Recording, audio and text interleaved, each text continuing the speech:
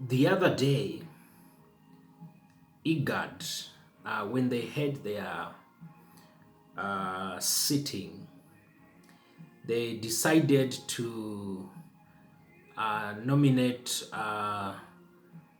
Mr. Ruto, the president of Kenya, at least to be there in terms of uh, leading a delegation to help to bring a truce in the conflict that is going on in Sudan between the two camps, the regular military and the other that is not the regular military that is led by the two leaders. This is a good kind of move, but I was just trying to think about it, and especially in the context of the effectiveness of that kind of a decision. And you see, one of the things that would inform that kind of decision is what I have talked about in some other forums, the role of Kenya in the region. And so when you are looking at Kenya in terms of a country and its role in the region and its ability, then it has to be in place and be part of the leadership in terms of trying to solve this challenge, and also in regard to the role Kenya has played in solving some of the problems we have seen, for example, like in South Sudan. The other thing is, and for that to happen, the presidency, and when I talk about the presidency, I mean now the office of the president of the Republic of Kenya, not personality, not the person, in this case, the President Ruto, but the presidency, the office of the president, is always key in terms of facilitating all these kind of things.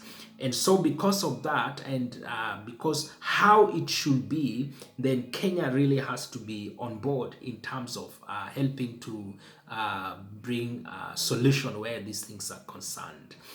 And the other issue is even the in terms of the strategic even the way Kenya is strategically positioned in terms of also the resources and a few things, a few technicalities here and there, then Kenya comes in automatic where this thing is concerned. I'm not saying the rest cannot do that. They can, of course, do that, but also people want to look at what can be really be the best option on the table. When, for example, you look at, for example, the president of Uganda, he may really not want to be there, given his age, and of course, he's a bit laid back currently. The president of Tanzania probably is still new on board and trying to learn a few things here and there, and of course the same to Mr. Ruto, still fresh. But then I've mentioned, especially because of Kenya itself as a nation and because of the presidency, then probably he has to come on board, and also his aggressiveness.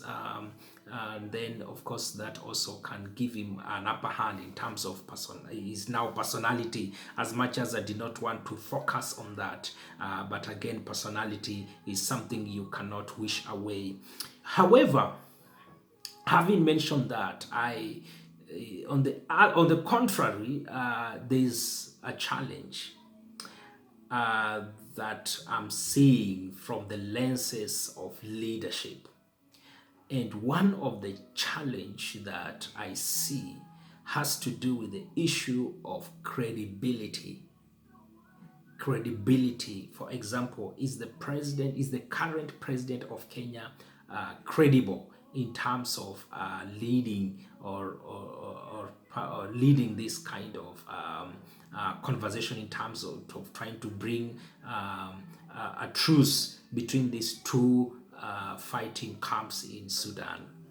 Does he have the credibility? He may have the ability, but does he have the credibility, the moral authority? I'm saying this because, one, Kenya itself currently, there are challenges. As much as they have not gone out of hand like Sudan, but there are serious challenges. We have seen how the government has used the police. We have seen some of his statements, and the goodwill. So at home, in his own country, he is not doing it. He is not playing that part in terms of bringing people together as he ought to.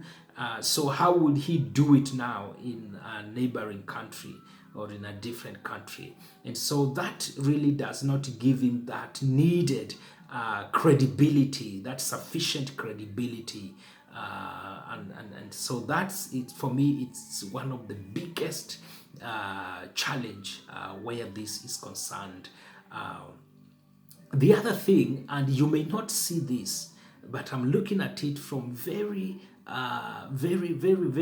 close leadership lenses, the ones you can see when you can only see when you're using a microscope. And this has to do with, there's a sense of fear in the president, in Mr. Ruto, in terms of really being part and parcel of this initiative. As much as, because it is Kenya, the place of Kenya, the role of Kenya, as I gave that background, he has to be there. But there is a way he is a bit reluctant where this is concerned, and he may not want to really fully be part of this, especially a zone that is really at war. And even that's why he was, of course, to fly there in person, but he has not done that. Of course, it's a challenge itself, the security in terms of the protocol and everything, but we have seen other leaders go there. But he has been reluctant. So there's that kind of fear, and in this case, a non-fear. Of course, for me, I know the fear, but I may not mention it. But there's that kind of fear that he has, and that may really make him to be reluctant where this is concerned. Though on the contrary of that, the Mr. Ruto, we know, he would always want to be there in each and everything. And so he would really want also to feel, yeah, you know what, I'm the person in the region. So he will really want to ensure also his presence is felt where that is concerned. And so that is also one of the things that may be an issue he may need to deal with. And let's see how he's gonna deal with that. And so with some of these things, I see there will be a bit of challenges in terms of dealing with this issue. I think where he may really do well is in terms of providing the logistical support. For example, some of the things that may needed in Sudan, some of the evacuation, you know, they may use, they may give that kind of logistical support. That will really work very good, because those are technicalities, issues that his job is just to give a consent, and there are people who will work on it. And so that is one. The other thing that also perhaps really can be of a challenge, you know, and this has to do also with what I've already mentioned, personalities. It's just, again, the leadership style. Given his record, we've not seen him being there as a reconciliator, a mediator. And so that kind of virtue and personality, I don't think may really characterize him the most. And that, in my own view, I feel it's a challenge. It's something that he probably needs to learn, and it will take time. And so it may not even work in this case. But if it works, the better. But those are some of the challenges that I feel really may make even IGAD itself and its effort to bring a solution to this issue really not attainable.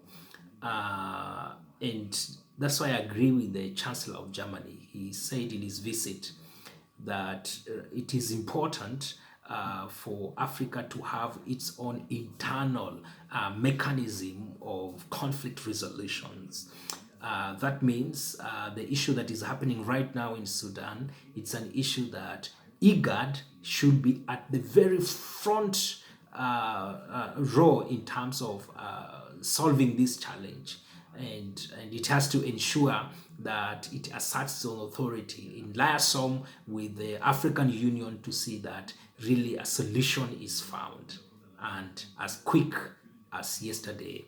Others, apart from that, we wish all of them well in this mandate and responsibility, and let's hope that all shall be well, even with Sudan.